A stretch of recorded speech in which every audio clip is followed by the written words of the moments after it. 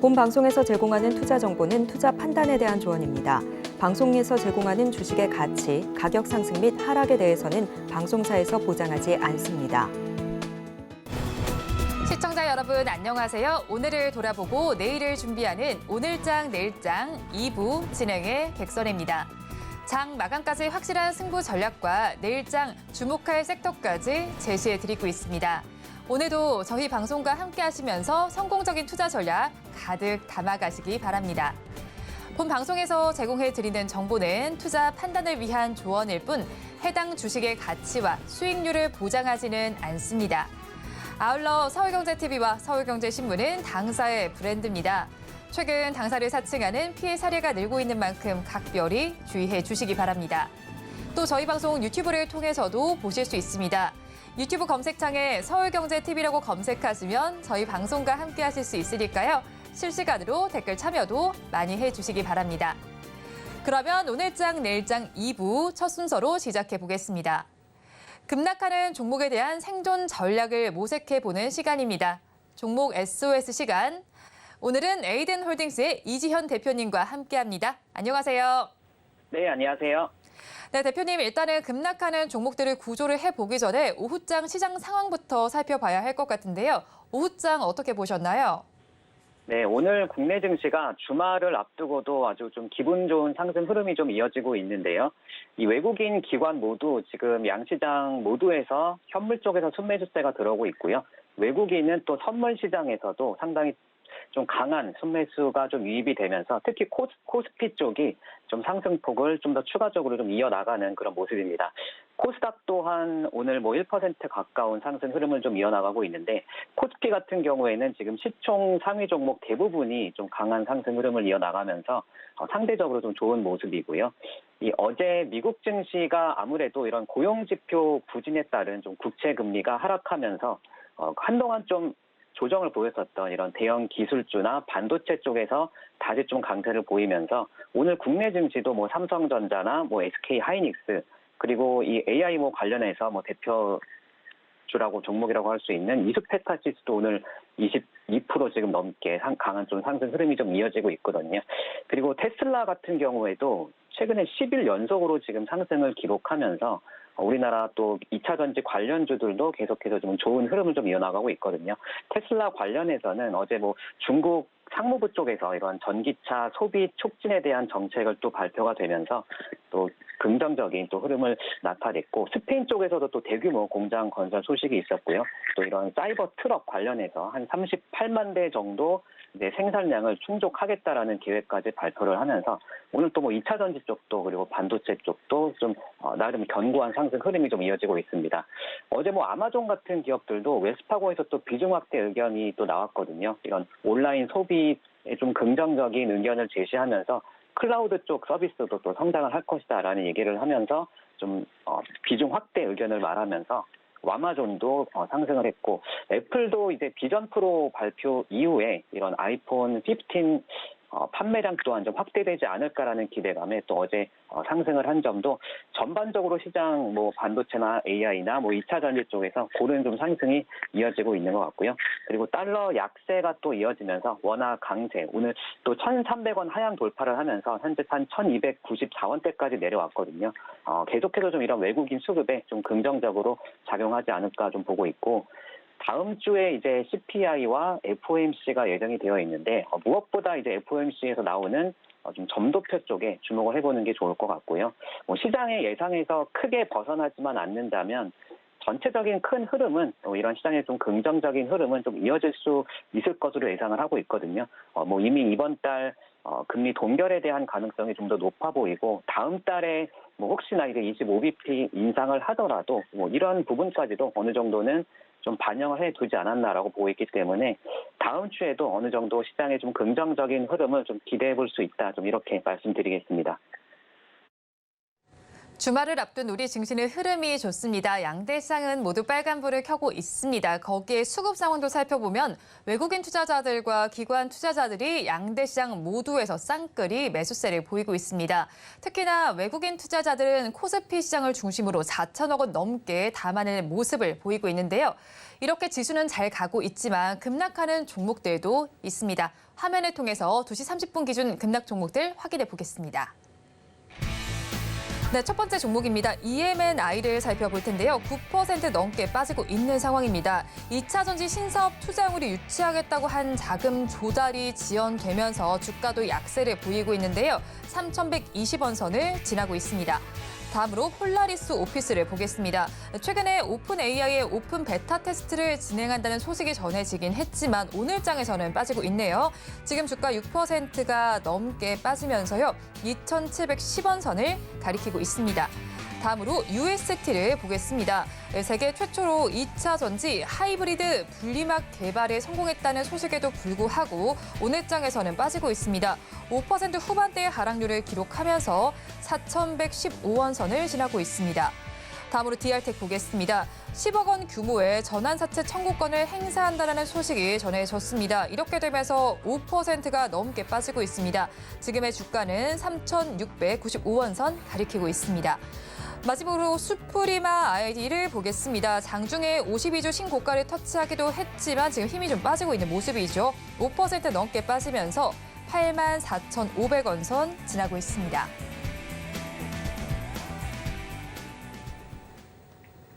급락하는 종목들을 화면을 통해서 저와 함께 살펴보셨는데요. 이 종목들을 보유하고 계신 분들이거나 또 다른 종목에 대한 궁금증이 있으시다면 유튜브 댓글창에 남겨주시기 바랍니다.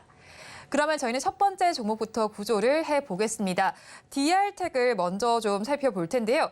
DR텍의 경우에는 지금 어제는 디렉터 관련 사업이 부각되면서 강세를 보이기도 했고 오스템 임플란트의 최대 주주로도 거론이 되고 있습니다. 하지만 오늘은 전환사채 청구권 행사 소식이 나오면서 빠지고 있는 것으로 분석이 되고 있는데 대표님께서는 이 종목 어떻게 보시나요? 네, DR텍 같은 경우에는 엑스레이 디텍터 개발 전문 기업이죠. 이 오스템 임플란트가 현재 지분율 약 한 13%가량으로 최대 주주에 좀 등록이 되어 있고요.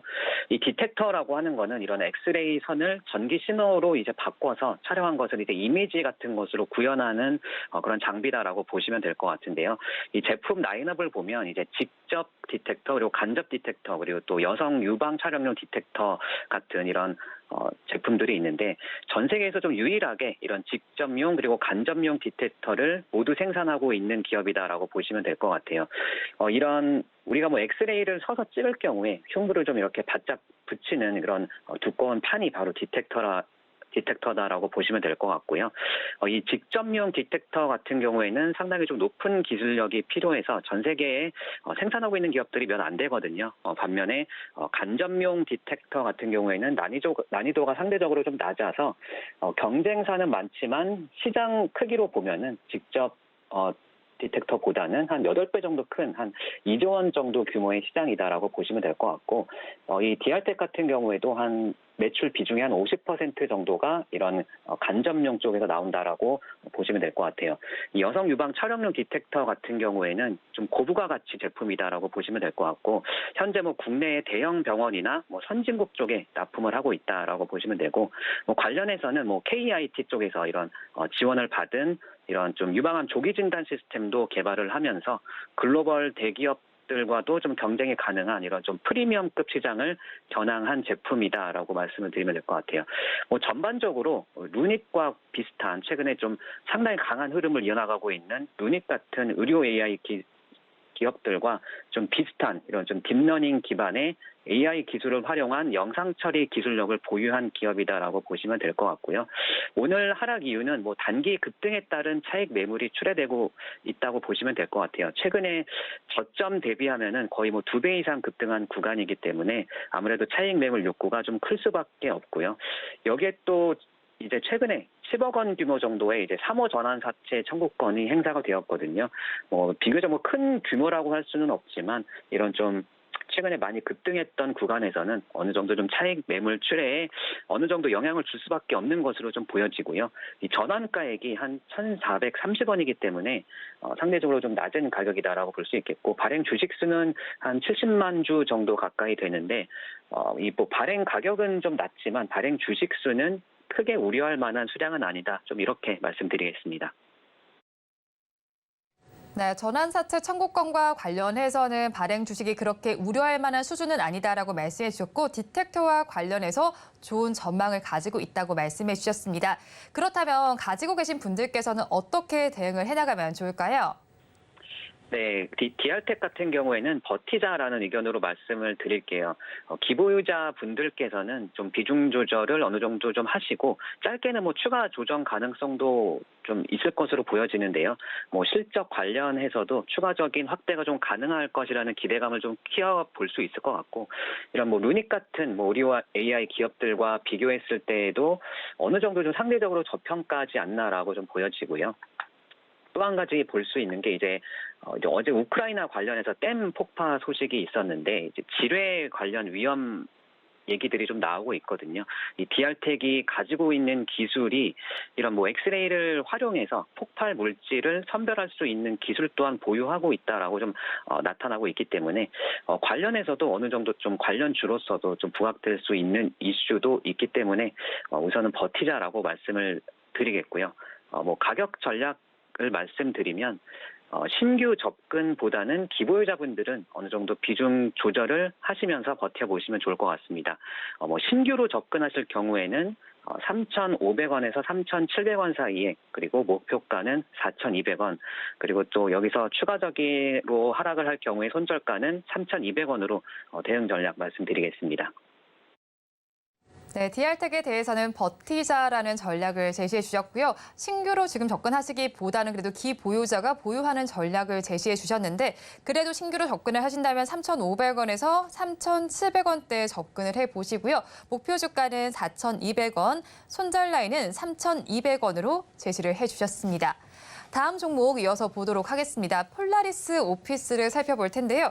지금 오피스 소프트웨어 전문 기업입니다. 거기에 대해서 최근 폴라리스 오피스 오픈 AI의 오픈 베타 테스트를 진행했다라는 소식도 전해지고 있는데, 오늘 지금 살펴보니까 스팸 관여 과다 종목이 지정이 됐죠. 이거는 저희가 어떻게 해석을 하면 될까요? 네, 폴라리스 오피스는 이런 오피스 소프트웨어 전문 기업이죠. 이런 클라우드 오피스나 뭐 기업용 오피스가 이제 주력인 기업인데, 여기에 뭐 모바일 보안 솔루션이나 협업 솔루션 같은 것도 제공을 하고 있는 기업으로 보시면 될 것 같고요. 최근에는 이런 뭐 생성형 AI를 적용해서 관련한 뭐 소프트웨어 쪽에 이제 기대감으로 단기 급등한 구간이고요. 지난달 30일에 생성형 AI를 적용한 이런 폴라리스 오피스 AI 관련해서 오픈 베타 테스트를 진행을 했거든요. 이런 생산성 관련한 오피스 소프트웨어다라고 보시면 될 것 같은데, 아무래도 이런 좀 다양한 좀 생성형 AI 모델을 좀 제공을 하면서 문서 작성을 좀 최적화한 뭐 그런 특징을 가지고 있는 제품으로 보시면 될 것 같아요. 이런 폴라리스 오피스 AI는 지난달에 이미 이런 사전 등록한 신청자들을 대상으로 해서 클로즈 베타 테스트도 진행을 했었거든요. 근데 여기서 이제 사전 등록 홈페이지가 뭐 한 달여 기간 동안 거의 뭐 100만 페이지 뷰를 기록하기도 했다는 점도 시장에서 좀 많은 관심을 받았다라고 좀 볼 수 있을 것 같고요. 앞으로 또 실적이 좀 개선되면서 주가 상승에 대한 투자자들의 기대감이 좀 어느 정도 크게 나타나지 않았나라고 보여지고, 폴라리스 오피스의 올해 1분기 또 단기 순이익이 거의 전년 동기에 대비하면은 1000% 넘게 또 급증했거든요. 단기 순이익이 282억 원 정도 나타났고, 그리고 매출액과 영업이익 또한 전년 동기 대비하면은 약 한 10% 내외로 늘어났다는 점도 참고해 보시면 좋을 것 같습니다. 아무래도 말씀해 주신 것처럼 오늘 하락 원인을 살펴보면 이런 투자주의 종목 지정에 대한 좀 여파로 볼 수 있을 것 같아요. 스팸 관여 과다 종목으로 지정이 되면서 이런 좀 단기 급등에 따른 차익 매물이 좀 출회된다라고 보시면 될 것 같습니다. 네, 일단 폴라리스 오피스에 대해서는 단기 급등에 따라서 차익 실현 매물이 출회된다라는 관점으로 분석을 해주셨습니다. 그렇다면 그래도 지금 빠지고 있는 만큼 가지고 계신 분들께서는 불안하실 텐데요. 어떻게 대응하면 좋을까요?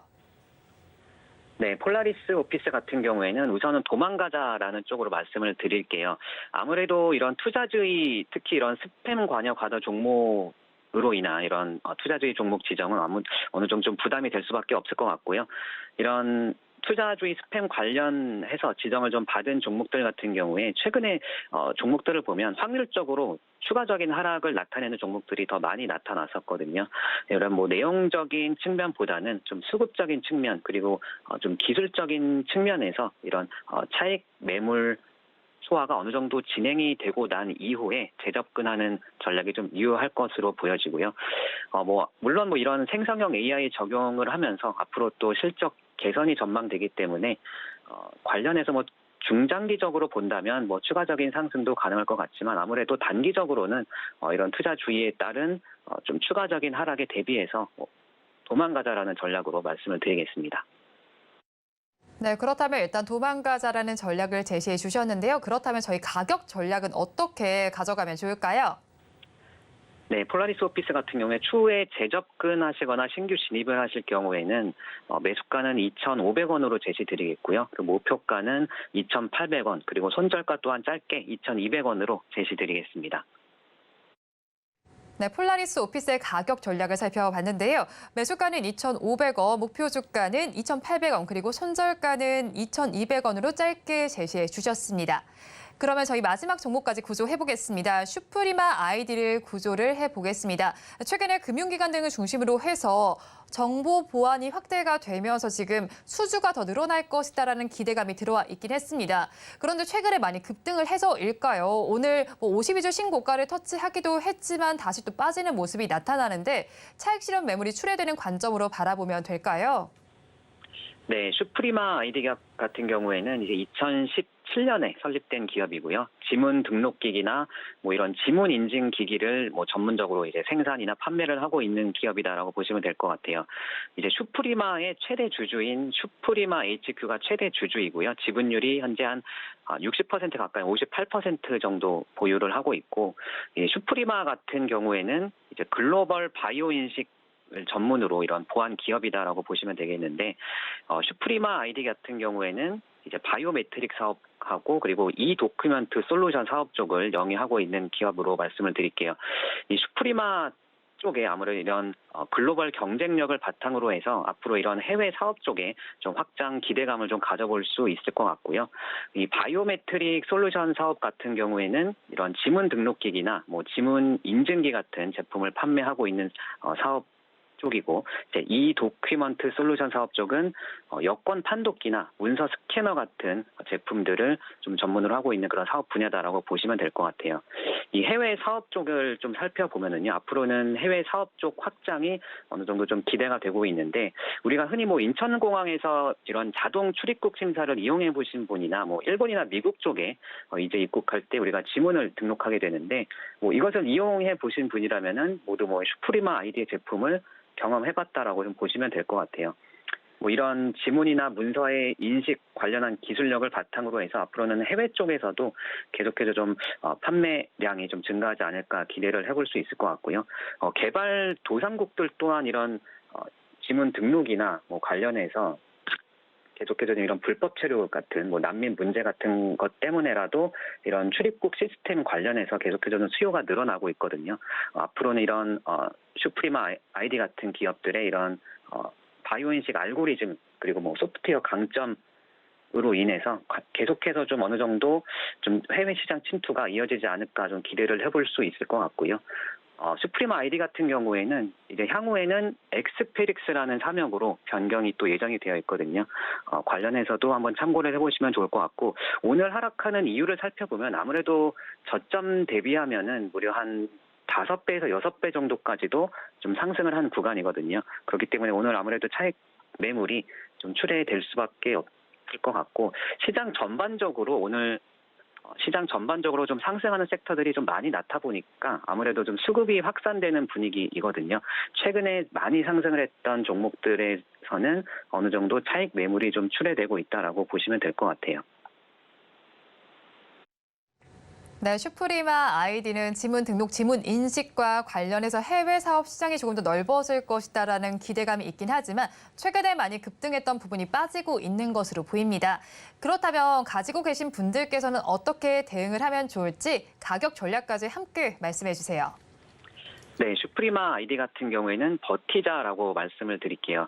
물론 신규 접근보다는 이제 기보유자분들은 일부 좀 차익 실현을 하시는 선에서 비중 조절을 하시고 어느 정도 좀 추가적으로 좀 이어가시면 좋을 것 같고요. 최근에 이제 종목들의 흐름을 보면 대부분 이제 신고가를 만들어 나가는 종목들은 계속해서 더 강한 상승 흐름이 나타나는 경우가 상당히 좀 많이 나타나고 있거든요. 그렇기 때문에 슈프리마 아이디도 현재 뭐 신고가를 계속해서 경신해 나가고 있는 과정에서 오늘은 아무래도 시장이 전반적으로 상승을 하면서 어느 정도 차익 매물이 출회가 되었지만 위에 매물이 그렇게 많이 거의 뭐 없다라고 보시면 되기 때문에 어느 정도는 좀 기다려 보시면서 추가적인 상승까지도 한번 노려볼 수 있지 않을까 그렇게 좀 말씀을 드리겠고 가격 전략을 말씀드리면 이제 75,000원에서 77,000원 사이 만약에 신규로 진입하시는 분들은 75,000원에서 77,000원 사이로 가격 전략 매수가 드리겠고 목표가로는 88,000원 정도 보시면 될 것 같고요. 그리고 손절가로는 이제 최근 단기적으로 이전에 이제 상한가 2번을 기록했던 바로 윗 부분이죠. 한 7만 원 부근을 이제 깨고 내려간다면 7만 원에서 손절 전략으로 제시드리겠습니다. 네, 슈프리마 아이디에 대해서는 버티자라는 전략을 제시해 주셨고요. 가격 전략 살펴보면 매수를 하시겠다면 75,000원에서 77,000원 사이에서 접근을 해보시기 바랍니다. 목표 주가는 88,000원, 손절 라인 7만 원으로 제시해 주셨습니다. 지금까지 에이든홀딩스의 이지연 대표님과 함께했습니다. 오늘 연결도 고맙습니다. 네, 감사합니다.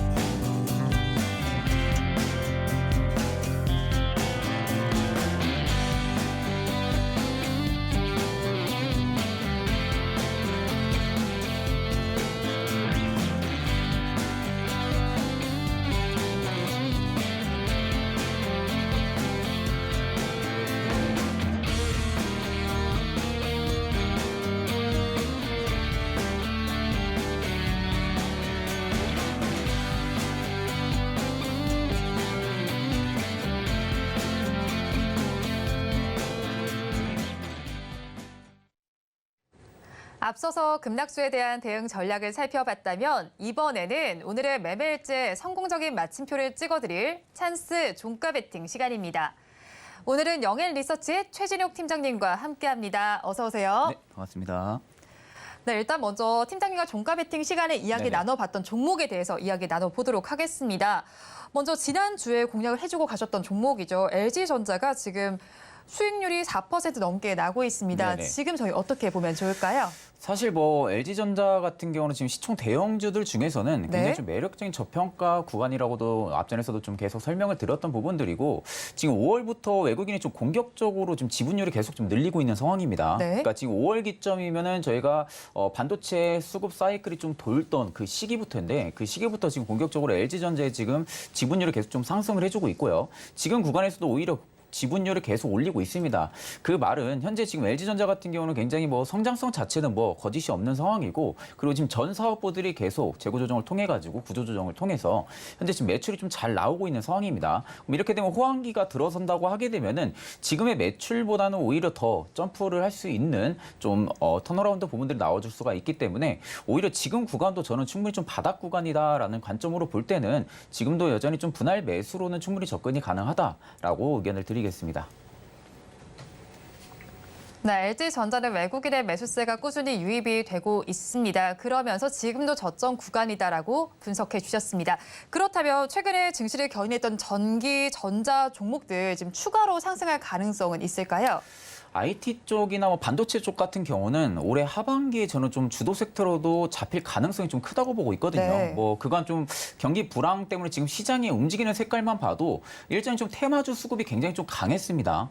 그런데도 지금도 테마주 수급이 어느 정도 좀 강하긴 하지만 지금 일부 수급들은 경기 민감 섹터로 좀 이동을 해주고 있거든요. 네. 그 말은 즉슨 경기에 굉장히 타격이 컸던 섹터들이 지금 수급 이동이 일어나고 있는 겁니다. 그러면 지금 경기 불황이 어느 정도 피크아웃을 확인을 한 상황이다 보니까 오히려 그간 좀 업황에 타격을 입었었고 반대로 실적이 굉장히 좋았는데도 불구하고 타격을 입은 그런 기업들 같은 경우는 지금 구간에서 오히려 좀 메이저들의 좀 매력적인 좀 매수 주요처가 될 수가 있거든요. 그러니까 그런 관점으로 볼 때는 오히려 좀 IT나 전방 산업에 있어서 좀 타격이 있었던 그런 산업군들은 충분하게 좀 매력적인 시기다라고 말씀을 드리겠습니다. 전기전자 업종 전반에 대해서 매력적인 시기다라고 분석해 주셨으니까 투자 의견에 참고를 해보시기 바랍니다.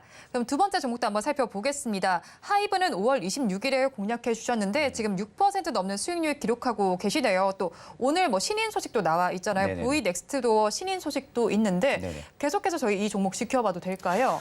사실 이제 엔터는 우리가 이제 바라보는 색깔을 좀 다르게 봐야 됩니다. 예전에는 엔터 같은 경우가 기존 아티스트들이 좀 계약이 만료가 된다거나 그러면은 한 차례 주가에 좀 영향이 컸거든요. 또 급락도 나왔었고요. 또 최근에 GD가 또 YG와의 지금 계약이 만료가 된 상황인데도 네. 불구하고 그날 좀 개별적으로 좀 급락이 나오긴 했지만 오히려 그 다음날 또 반등이 나와주고 그러한 모습들이 나옵니다. 그러니까 지금 일부 엔터 업황에는 전체적인 타격을 안 미치는 부분들이 기존 아티스트 대비해서 지금 신인 모멘텀이 굉장히 강하다는 거거든요. 네. 그러니까 올해 신인 모멘텀이 굉장히 강하다 보니까 앨범 판매량이라든지 굿즈라든지 이런 부분들이 기존 아티스트들에 대비해서 오히려 업계에서 좀 호황기가 들어설 수도 있겠다라는 기대감이 현재는 엔터 업종에 살아있다 보니까 이 부분이 좀 엔터 업종에 좀 전반적으로 수급이 계속 좀 돌아줄 가능성이 크다고 보고 있고 하이브 같은 경우도 오늘 뭐 신인 모멘텀도 있었지만 일단 좀 BTS 또 10주년 부분들 관련한 이슈가 있었거든요. 네. 그러니까 이 이슈에 좀 어느 정도 테마성의 기대감이 조금 더 들어가준 모습으로는 판단은 드는데 사실 지금도 이제 하이브는 좀 BTS로 좀 움직인다기보다는 앞으로 신인 쪽으로 움직일 확률이 굉장히 좀 높습니다. 그렇기 때문에 앞으로 좀 신인에 대한 활보 부분들이 굉장히 좀 중요하지 않을까 생각을 하고 있습니다.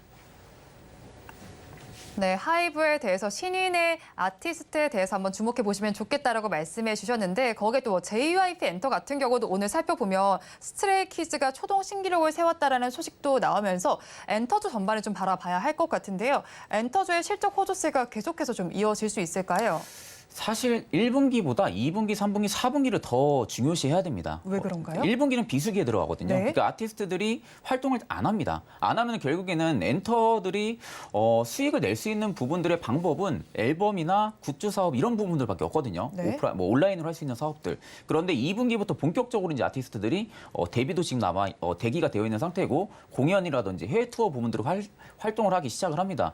그러면 기존에 앨범 초동 판매량이 굉장히 높았던 기업들 같은 경우는 거기에 베이스가 이미 밑에 깔려 있는 상황이고 그럼 위쪽에 대한 해외 매출 부분들, 월드 투어에 대한 매출 부분들, 공연 매출까지 같이 더해질 수밖에 없다 보니까 오히려 매출적인 부분들은 굉장히 긍정적으로 계단식 상승이 나와줄 수밖에 없고요. 다만 이제 증권사에서 어떻게 목표 주가를 잡냐가 중요하겠죠. 이 정도의 매출이 나오기 때문에 목표 주가를 상향 조정하는데 너무 가파르게 상향 조정을 하게 되면은 밸류상으로 지금 주가를 대입을 했을 때는 지금 현 구간에서 고평가일 가능성도 큽니다. 네. 그렇기 때문에 앞으로 좀 증권사 리포트 부분들을 좀 우리가 살펴보면서 목표 주가 부분들이 좀 크게 이격도 차이가 없다고 하게 되면은 충분히 엔터 지금도 뭐 JYP 같은 경우도 좀 분할로도 충분히 좀 접근은 가능하다고 생각을 하고 있거든요. 그러니까 그런 관점으로 볼 때는 앞으로 좀 신의 모멘텀이 좀 강력한 업종에 우리가 좀 접근을 해야 된다라고 말씀을 드리겠습니다. 네, 엔터주는 1분기가 비수기였는데 2, 3, 4분기를 더욱더 긍정적으로 바라보셨고요. 신인 모멘텀이 있는 종목에 조금 더 집중을 해보시면 좋겠습니다. 그렇다면 오늘 시장은 지금 빨간불을 켜고 있지만 종가 베팅할 종목을 저희가 또 살펴봐야겠죠. 종가 베팅 키워드 힌트부터 공개를 해드리겠습니다. 키워드 힌트 지금 단단하고 가볍게라고 제시를 해주셨어요. 뭔가 네. 기술력이 많이 들어갈 것 같아요. 그렇죠. 이제 단단하고 가볍게 하게 되면은 어떻게 보면 좀 베이스, 가장 중요한 베이스이지 않을까 그렇게 생각을 하는데 네. 뭐 모든 제품이나 뭐 전자기기를 만들 때도 가볍고 단단한 부분들이 거의 베이스가 몸통으로 되어 있는 확률이 굉장히 좀 많거든요. 네. 그러다 보니까 좀 중요한 좀 제품을 만드는 회사라고 좀 생각을 하시면 되실 것 같습니다. 네, 그러면 오늘 가지고 오신 섹터가 사실 저는 딱 떠오르지 않는데 네네. 어디에서 가지고 오셨나요? 오늘 같은 경우는 지금 역대 최고 실적을 내고 있는 역대 최고 실적이요? 실적을 네. 내고 있는데도 불구하고 주가는 아직 탄력적으로 움직이지 않은 좀 자동차 그룹주 안에서 제가 좀 가지고 왔습니다. 그러니까 자동차 네네. 그룹이요. 네. 그 안에서 이제 부품 쪽 관련된 기업을 좀 가지고 왔는데 사실 뭐 이 기업 같은 경우가 지금 아까 말씀드린 대로 가볍고 단단하게 샤시를 만드는 기업입니다. 네. 그러니까 말 그대로 자동차의 좀 외관, 그러니까 디자인을 잡기 위해서 샤시를 만든다고 하죠. 그 샤시를 만드는 기업인데 이쪽 화신이라는 업체 자체가 현대차 그룹의 주요 매출처로 많이 잡혀 있습니다. 네. 그러면 결국에는 거의 대부분의 매출 70% 이상이 현대차 그룹으로 좀 많이 들어가거든요. 근데 현대차가 지금 역대 최고 실적을 계속 지금 내고 있는 상황입니다. 근데 화신도 올해 1분기 때는 매출이 좀 굉장히 긍정적으로 나왔는데도 불구하고 오히려 지금 중소형주들 부품주 중에서 지금 화신만 딱 차트만 놓고 보면은 굉장히 좀 많이 오른 것처럼 보이거든요. 네. 그렇기 때문에 개인들이 지금 또 충분히 접근하기에 좀 부담스럽게 여겨질 수는 있는데 오히려 지금 밸류상으로 보게 되면은 뭐 업종 밸류에서도 여전히 좀 저평가 구간이고요. 네. 그리고 이제 PBR 수치도 지금 1.5배 수준 가까이가 나오는데 사실상 지금 앞으로 화신이 성장성을 본다고 하게 되면은 네. 지금의 주가도 저는 높다고 생각을 안 합니다. 지금도 낮은 수준입니다. 네, 저는 지금 수준도 오히려 좀 낮거나 혹은 재평가가 들어갈 수밖에 없는 수준이라고 생각을 하고 있거든요. 그러니까 그 부분들은 좀 중요한 부분들 제가 또 뒤에 또 이야기를 해드릴 텐데 네. 그런 관점으로 볼 때는 오히려 화신 같은 경우는 지금의 주가가 굉장히 탄력적으로 움직이기는 했지만 여전히 고가 부분이 아니다라는 관점으로 좀 접근을 해보셔도 좀 나쁘지 않을 거라고 보고 있습니다. 네, 방금 전에 뭐 자동차 부품 섹터 내에서 지금 화신을 바로 또 제시해 네네. 주셨는데요. 오늘 또 장에서 살펴보면 완성차 업체들도 지금 모두 빨간불을 켜고 있거든요. 네네. 그럼 이 완성차 업체들의 주가와 부품도 같이 좀 연동이 된다라고 저희가 보면 될까요? 그렇죠. 아무래도 이제 자동차, 완성차 업계가 성장하게 되면은 부품주도 동반 성장을 할 수밖에 없습니다. 특히 지금 또 기대를 할 수 있는 모멘텀 자체는 지금 현대차 그룹에서 인도 쪽에 대한 시장에 지금 활성화를 하려고 네. 움직이고 있는 상황이거든요. 그런데 지금 기존에 우리가 중국 쪽에서 전기차 시장 트렌드가 살아날 때 당시에 중국에서는 오히려 자국 기업들을 좀 많이 키웠습니다. 근데 그 자국 기업들을 키우면서 그 시너지 확보를 좀 많이 했거든요. 근데 현대차 같은 경우는 자국에서는 이미 뭐 시너지를 확보를 한 상황이고요. 미국 쪽에서도 어느 정도 점유율을 확보를 하고 있는데 지금 중국에 대한 여파 부분들 때문에 인도 쪽에 지금 공장을 뭐 설립을 한다든지 그쪽에 대한 인프라 투자를 지금 계속 감행을 하려고 합니다. 네. 그럼 우리가 부품주들을 볼 때는 인도 쪽에 대한 점유율이 있는 기업들을 봐야 되거든요. 네. 사실상 뭐 현대차에 좀 주력으로 공급 납품을 한다고는 하지만 인도 쪽으로 수출이 되는지를 봐야 됩니다. 근데 그에 있어가지고 화신 같은 경우가 지금 인도 쪽 수출이 한 20% 잡혀 있거든요. 네. 그럼 국내 업종 부품사들 대비해서 굉장히 높은 수치입니다. 그렇기 때문에 그 부분들은 지금 재무적으로 반영이 안 되고 있는 시기거든요. 그렇다는 것은 오히려 지금의 주가가 굉장히 좀 매력적이라고 제가 아까도 말씀드렸던 부분들이고 사실 이제 인도 쪽에 대한 시너지가 확보가 된다고 하게 되면은 앞으로 좀 완성차 업계들 자체는 계속적으로 좀 계단식 상승이 나와줄 수밖에 없다. 다만 지금 주가 같은 경우가 좀 미비한 탄력 수준을 유지를 해주는 게 사실 이제 좀 걱정되는 부분들이 전기차로 넘어갈 때가 좀 걱정이 되는 부분들 네. 그리고 중국에 대한 역효과 부분들이겠죠. 중국 법인의 좀 매출이 감소를 한 부분들까지도 주가에는 반영이 되고 있을 텐데 사실 이제 전기차 트렌드로 우리가 넘어가면서 이 정도의 점유율을 유지를 해주거나 혹은 네. 이 이상의 점유율을 점프를 시켜줘야 되거든요. 그래야 지금의 주가가 탄력적으로 더 움직일 수가 있는데 일단 친환경 시대로 가면 갈수록 내연기관차에선 성공은 했다고는 하지만 과연 친환경에서도 지금 성공을 할 수 있는지 부분들이 지금 주가에 의구심이 남아있다고 생각을 합니다. 특히 지금 뒤에서도 중국의 전기차 비아디가 굉장히 지금 추격해서 따라오고 있거든요. 네. 그러면 사실 이제 친환경 시대로 가면은 테슬라 같은 경우는 이미 뭐 고점에서는 잡혀 있는 상황이고 점유율이. 그렇죠. 그러면 그 밑에 포드라든지 비아디 같이 좀 주력 완성차 업체들이 지금 대기를 하고 있다 보니까 과연 그 안에서 현대차가 점유율을 잡아낼 수 있을지 부분들이 주가에는 일단은 네. 좀 관망세가 유지가 되고 있다고 보고 있습니다. 다만 부품주들이 지금 좀 더 탄력적으로 움직이는 부분들은 일단 테마성도 좀 들어가 있는 상황이고요. 네. 그리고 완성차 업계가 저 정도의 실적을 내게 되면은 과연 이 정도 실적을 유지만 해줘도 부품사에서는 굉장히 호황이거든요. 그렇죠. 네, 네. 그러면 그러다 보니까 지금의 주가는 그 전을 반영을 전혀 못했었다 보니까 지금은 조금씩 반영을 하고 있다라고 좀 접근을 하시면 되실 것 같습니다. 네, 좋았던 완성차 업계 실적을 이제는 주가에 조금 더 반영이 되고 있다라고 말씀해 주셨는데요. 그런데 앞서서 지금 인도 쪽 이야기를 좀 해 주셨어요. 화신에 대해서. 그러면 이 모멘텀 말고 또 다른 모멘텀도 좀 있을까요? 사실 지금 인도 쪽이 가장 좀 크다고 생각을 합니다. 네. 뭐 지금 미국 쪽에서도 뭐 인프라 투자라든지 뭐 공장 건설 부분들이 계속 나오고는 있지만 사실 미국 이야기는 누구나 다 아는 이야기거든요. 네. 현대차 그룹이 미국에서의 좀 점유율을 높이기 위해서 움직인다는 부분들은 너무나 다 아는 이야기인데 사실 인도 쪽에 대한 이야기는 그렇게 아는 사람들이 많지가 않습니다. 네. 그만큼 지금은 이슈가 많이 안 나왔던 부분들이다 보니까 일단 인도 쪽에 대한 움직임 활보가 앞으로 좀 자동차들을 조금 더 뒷심 있게 끌어줄 수 있는 좀 강한 모멘텀이 되지 않을까 저는 지금 그렇게 생각을 하고 있습니다. 네, 그렇다면 이 화신에 대해서 가격 전략을 저희가 어떻게 가져가면 좋을까요? 지금 구간도 충분히 매수 관점 가능한 구간이고요. 네. 그리고 목표가 같은 경우는 저는 지금 구간에서 한 18,000원대까지 충분히 상승이 가능하다고 생각을 하고 있습니다. 네. 그러니까 우리가 지금 차트를 그냥 짧게만 보게 되면은 지금의 고가 기준으로 봤을 때 굉장히 좀 높다고 생각을 할 수가 있는데 그렇죠. 네. 화실을 좀 길게 보면은 네. 원래 22,700원대까지 형성을 해줬던 네. 기업이에요. 네. 그런데 지금 구간 한 16,000원에서 17,000원 구간의 매물이 굉장히 좀 많습니다. 그러니까 지금은 이 구간의 매물을 현재로서는 소화를 해주고 있는 구간이다라고 생각을 하시고 네. 만약에 실적이 탄력적으로 계속 나온다고 하게 되면은 분명한 것은 제가 앞서 말씀드린 대로 목표가 18,000원. 그 18,000원 매물이 강하지가 않다 보니까 18,000원도 돌파를 만약에 해준다고 하게 되면은 앞전 정고 라인까지도 저는 충분히 바라볼 수가 있다라고 관점으로 좀 이야기해드리고 싶고요. 손절가 같은 경우는 15,000원을 일단 단기적으로 이탈만 하지 않는다고 하게 되면은 충분하게 추가 상승적인 매력적인 구간이다 보니까 손절가는 15,000원을 제시를 해드리겠습니다. 네, 화신의 지금 차트를 조금 길게 봤을 때 이전의 고점보다는 조금 낮은 수준의 가격이 형성이 되어 있으니까 충분히 접근해도 좋겠다라고 말씀해 주셨고요. 목표 주가에 대해서는 18,000원, 손절 라인은 15,000원 제시를 해 주셨는데 그렇다면 저희가 어느 정도 기간을 잡고 이 종목을 보면 좋을까요? 화신 같은 경우는 최근에 거래 대금도 굉장히 좀 활발하게 들어와줬습니다. 네. 그 말은 지금의 시장에서도 기대감이 살아있다는 거거든요. 그러니까 지금 기술주들이 전면적으로 사이클 순환매가 돌아주고 있어요. 그러면 자동차 쪽에도 순환매 사이클을 돌아줄 수밖에 없기 때문에 지금은 조금 쉬어가는 구간이라고 생각을 하시고 향후 이제 아마 다음 주나 다다음 주쯤에는 확실하게 좀 한 차례 또 움직이는 모습이 확실하게 네. 나와줄 겁니다. 그렇게 되면은 일단 18,000원대까지는 한 단기 스윙 정도로 관점으로만 좀 접근을 하시고 나는 좀 단기로 만 접근을 하겠다 하게 되면은 정고 라인을 일단 돌파해주는 관점, 네. 17,450원을 돌파해주는 것 좀 체크를 하시면 되실 것 같습니다. 네, 단기적으로 보실 때는 17,450원 돌파하는 여부 살펴보시고요. 그리고 조금 다음 주나 다다음 주를 조금 더 주목을 해보시면 좋겠습니다. 그러면 저희는 마감 동시효과 구간 분위기를 좀 살펴보도록 하겠습니다. 우리 양대시장 오늘 종일 빨간불을 켜주고 있었는데요. 우리 코스피 시장 2,600선 위로 다시 또 올라섰습니다. 1%가 넘는 강세를 보여주면서 2,641선의 종가 형성을 준비하고 있습니다. 이어서 코스닥 시장을 살펴보면요. 0.89%의 강세입니다. 883선의 거래 마감을 준비하고 있습니다. 수급 상황 이어서 좀 살펴보겠습니다. 수급 양상을 살펴보니까요.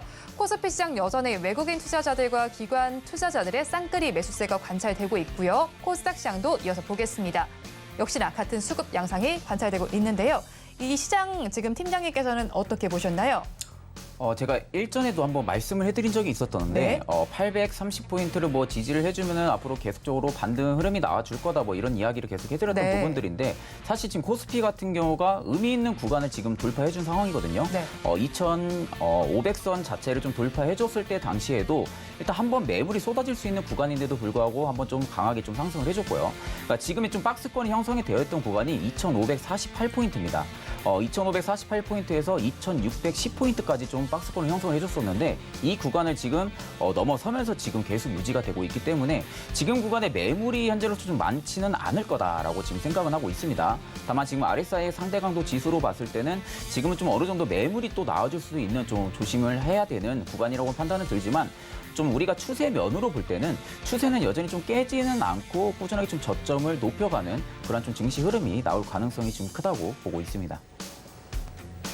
네, 깨지지 않고 지금 증시 흐름이 이어갈 것이다라고 말씀을 해주셨는데요. 그렇다면 오늘 또 시장에서 보면은 거의 다 오르고 있다라고 봐야 할 것 같습니다. 그 중에서도 반도체 투톱 종목 역시로 지금 굉장히 좋은 양상이 펼쳐지는데 이 삼성전자와 SK하이닉스가 장중에 신고가를 돌파를 했습니다. 이 부분 저희는 어떻게 봐야 할까요?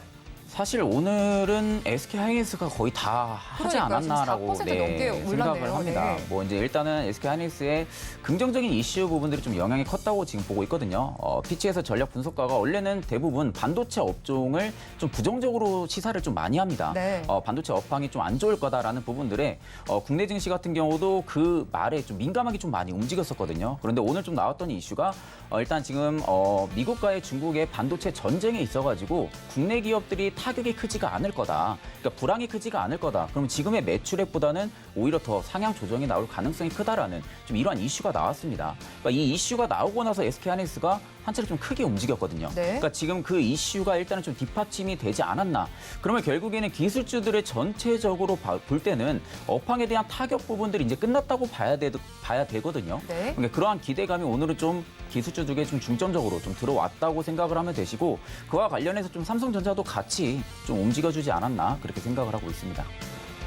네, 지금 상승 탄력이 삼성전자와 SK 하이닉스 전반적으로 감돌고 있다라고 말씀해 주셨고요. 거기에 또 테슬라도 계속해서 상승을 하면서 2차 전지주 전반적으로도 훈풍이 좀 감돌고 있는데 오늘 또 에코프로비움은 조금 쉬어가는 느낌이긴 하지만 나머지 종목들에서는 빨간불이 켜지고 있습니다. 2차 전지주 저희 어떻게 보면 될까요? 사실 이제 뭐 2차 전지주들 같은 경우는 일단 밸류로만 우리가 좀 놓고 봤을 때는 굉장히 좀 많이 오른 건 사실입니다. 네, 많이 오른 거에 있어가지고 좀 조정도 나와줬었고요. 사실 우리가 밸류로만 접근을 했을 때는 2차 전지를 충분히 지금은 접근을 할 필요성은 없다고 보거든요. 왜냐면 지금 주독 섹터가 지금은 좀 반도체나 IT 쪽으로 좀 많이 잡혀가고 있는데 사실 2차 전지가 이렇게 또 강한 부분들은 테슬라 영향도 있지만 사실 2차 전지가 또 IT 부품 중에 하나이기도 합니다. 그러다 보니까 좀 IT 산업에 대한 전방 수요 개선 부분들이 일단 2차 전지에 어느 정도 좀 약수급이 좀 돌아주지 않았나라고 생각을 하고 있고 일단 지금 원자재 가격이 다시 급등을 하고 있는 상황이거든요. 가격이 네. 올라가고 있습니다. 그렇게 되면은 양극재 기업들한테는 분명히 수혜를 받을 수밖에 없습니다. 그럼 매출적으로 긍정적인 반응이 나와줄 수가 있기 때문에 그런 관점으로 말씀을 드리겠습니다. 네, 마감 동시효과 구간 함께 하셨습니다.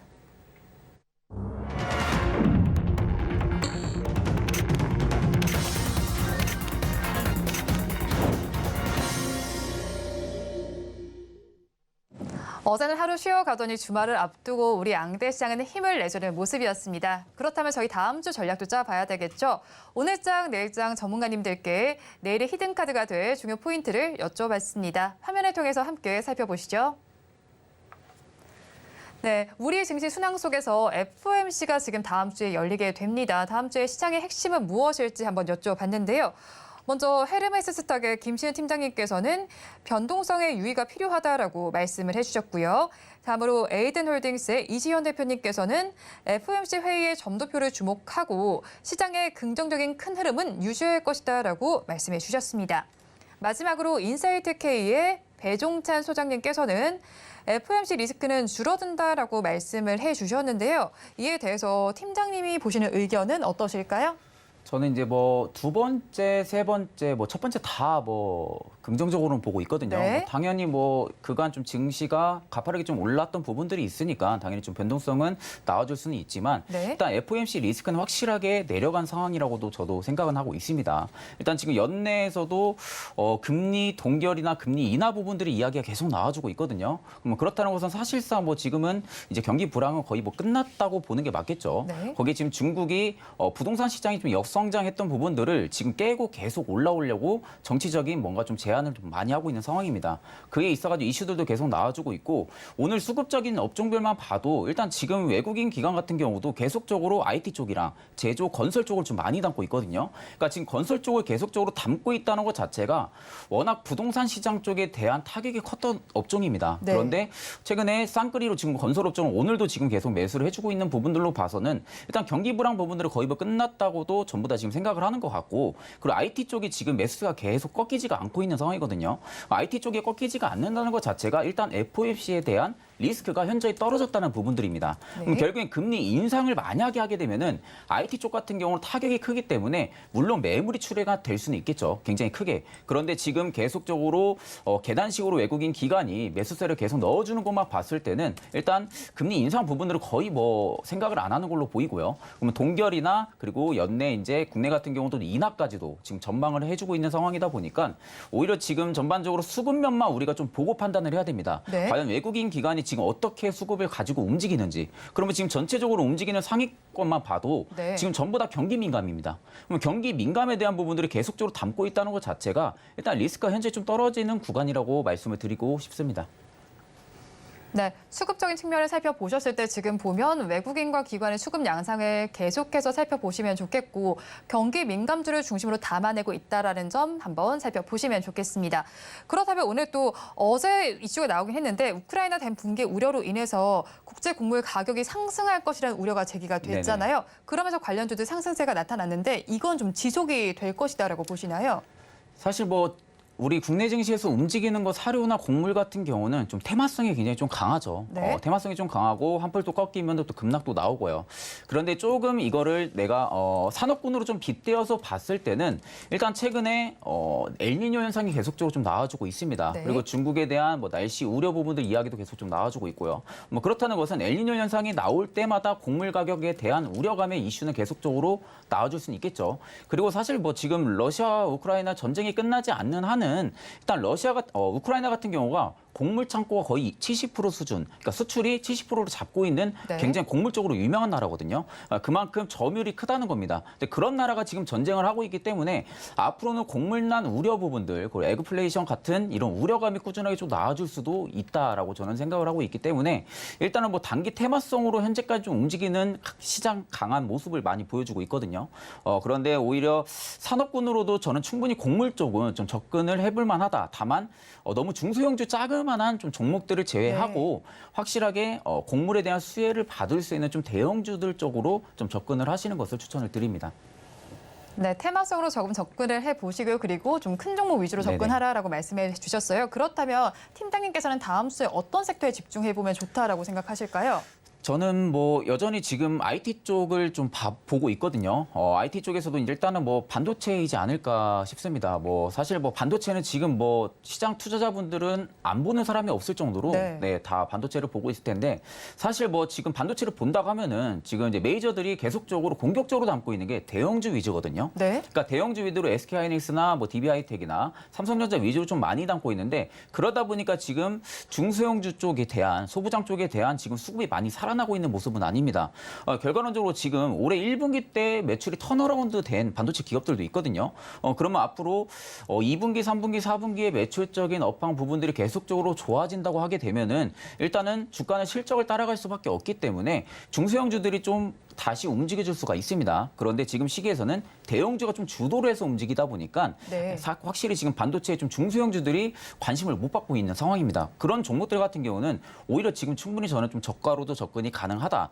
다만 좀 엔비디아로 좀 시작했던 부분들이 있다 보니까 AI 반도체 관련해가지고 AI 관련으로 움직인 종목들 있죠. 네, 그렇죠. AI랑 연관해서 반도체랑 같이 움직인 기업들 같은 경우는 사실 지금의 밸류로 놓고 보면은 고평가로 인식이 될 가능성이 크거든요. 그렇겠죠. 지금은 뭐 실질적으로 실적이 AI 쪽으로 지금 잡혀가지고 주가를 올린 게 아니라 사실 뭐 엔비디아가 가이던스에서 언급 자체를 AI 쪽으로 좀 많이 했다 보니까 그 부분이 좀 관련 섹터로 좀 움직였던 부분들이지 그런 좀 AI 반도체 같은 경우는 조금 기피를 하는 것을 추천을 드리고요. 그럼 반대로 반도체 소부장주들 그리고 네. 후공정 관련된 종목들 이러한 종목들 같은 경우는 충분히 저는 지금의 주가에서도 우리가 매수 관점으로 좀 볼 수 있는 기업들이 굉장히 좀 많다 보니까 그런 기업들은 선별적으로 조금 관심 있게 보셔도 좀 나쁘지 않을 거라고 보고 있습니다. 네, 일단 반도체와 관련해서 대형주도 보지만 뭐 소부장주도 관련해서 살펴보다라고 말씀해 주셨고 후공정 관련해서도 짚어보시면 좋겠습니다. 그렇다면 또 저희가 살펴볼 부분이 애플페이와 관련된 종목들도 네네. 오늘 좀 움직였습니다. 신한카드와 KB 국민카드 또 우리카드가 애플페이의 새 파트너로 합류한다라는 소식이 전해지면서 장중에 움직였는데 지금 살펴보니까 하이커코리아와 한국정보통신은 음봉을 내리면서 조금 상승분을 많이 반납한 모습이네요. 네네. 저희 이 부분은 어떻게 보면 좋을까요? 사실 뭐 애플페이 관련주로도 묶여 있긴 하지만 전자결제 서비스 쪽이 조금 더 강하거든요. 모멘텀 네. 자체는. 그러니까 지금 애플페이 쪽으로 직접적으로 움직여줄 만한 부분들의 모멘텀은 없는데 일단 테마는 살아 있다고 생각을 하시면 되시겠고요. 사실 오늘 같은 경우도 일단 지금 비전 프로 관련된 이야기 때문에 지금 모멘텀도 어느 정도 형성은 되어 있지만 지금 비전 프로 이야기가 굉장히 좀 많습니다. 착용 시에 좀 무게감이 무겁다라든지 네. 혹은 지금 가격적인 구간이 소비자들이 봤을 때 좀 부담이 될 수 있는 가격이다. 이런 좀 비판적인 글들도 있고 반대로 호평 같은 경우는 디스플레이, 육관적인 지금 디스플레이 부분들을 좀 시연을 했다라는 부분들의 호평도 있습니다. 다만 이 부분은 이제 비전 프로 같은 경우는 일단 애플이 혁신적으로 내놓은 제품이거든요. 그간 개발을 하지 않았고 모든 기업사가 개발하지 않은 부분들을 애플이 먼저 지금은 개발을 하고 지금 내보낸 모습이다 보니까 일단 이 부분들의 모멘텀은 충분히 좀 유효하다라고 지금 보고 있습니다. 다만 지금 전자결제 서비스 쪽으로 우리가 좀 접근을 하기에는 매출적으로 과연 이게 좀 반영이 될 수가 있을까라는 부분들이거든요. 그리고 애플페이 관련해서도 마찬가지입니다. 지금 가맹 점수가 그렇게 좀 많이 늘어나고 있는 상황은 아니거든요. 그리고 국내에서도 이미 삼성페이가 이미 점유율을 좀 많이 갖고 있는데 그리고 그 안에 만약에 애플페이가 점유율을 뺏고 들어가야 됩니다. 근데 그 부분들을 과연 애플페이 쪽이 점유율을 상승을 시킬 수가 있을지가 좀 의문이 든다고 좀 보고 있고요. 그런 관점으로 볼 때는 일단은 지금으로서는 가지고 있으신 분들은 좀 대응을 하면 되겠지만 신규 매수로 좀 접근을 한다고 하게 되면은 저는 지금은 좀 리스크가 있지 않을까 그렇게 생각을 하고 있습니다. 네, 지금까지 영일 리서치의 최진욱 팀장님과 오늘 이 시간 함께했습니다. 오늘 말씀도 고맙습니다. 네, 감사합니다. 네, 오늘장 내일장 2부도 마칠 시간이 됐습니다. 본 방송에서 제공해드리는 정보는 투자 판단을 위한 조언일 뿐 해당 주식의 가치와 수익률을 보장하지는 않습니다. 아울러 서울경제TV와 서울경제신문은 당사의 브랜드입니다. 최근 당사를 사칭하는 피해 사례가 늘고 있는 만큼 시청자 여러분의 각별한 주의를 부탁드리겠습니다. 주말 잘 보내시고요. 저희는 다음 주 이 시간에 다시 찾아뵙겠습니다. 함께해 주신 여러분 고맙습니다.